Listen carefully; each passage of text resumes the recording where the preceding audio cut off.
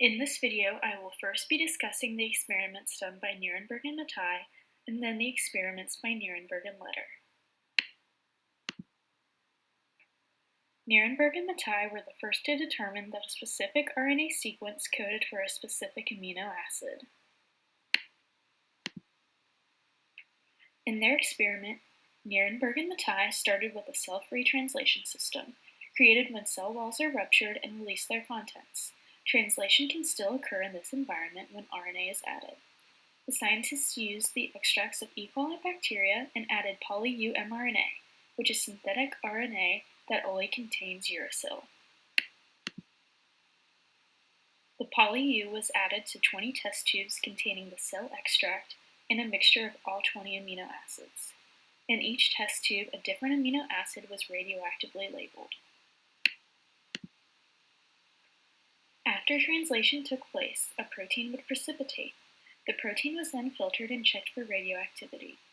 If the RNA sequence they added coded for an amino acid that was radioactively tagged, the protein synthesized would also be radioactive.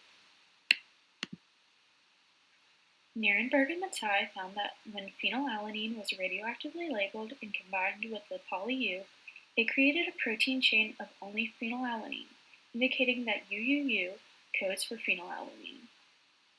They later found that AAA codes for lysine and CCC codes for proline. Next, I will discuss Nirenberg and Letter's experiments where they discovered how to determine the three-letter sequence of each codon for amino acids. Nirenberg and Letter started by synthesizing very short pieces of mRNA with known codons. Then, they added them to a mixture of ribosomes and 20 tRNAs with amino acids attached to them, with one of these amino acids being radioactive.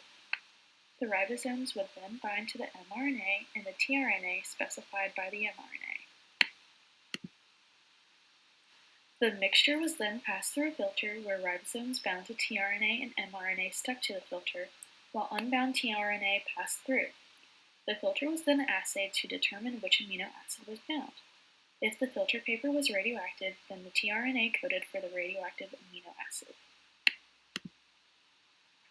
Nirenberg and Letter used mRNA with GUU and found that the tRNA on the filter paper were bound to valine, indicating that the codon GUU codes for valine. They did this many times and were able to identify 61 codons.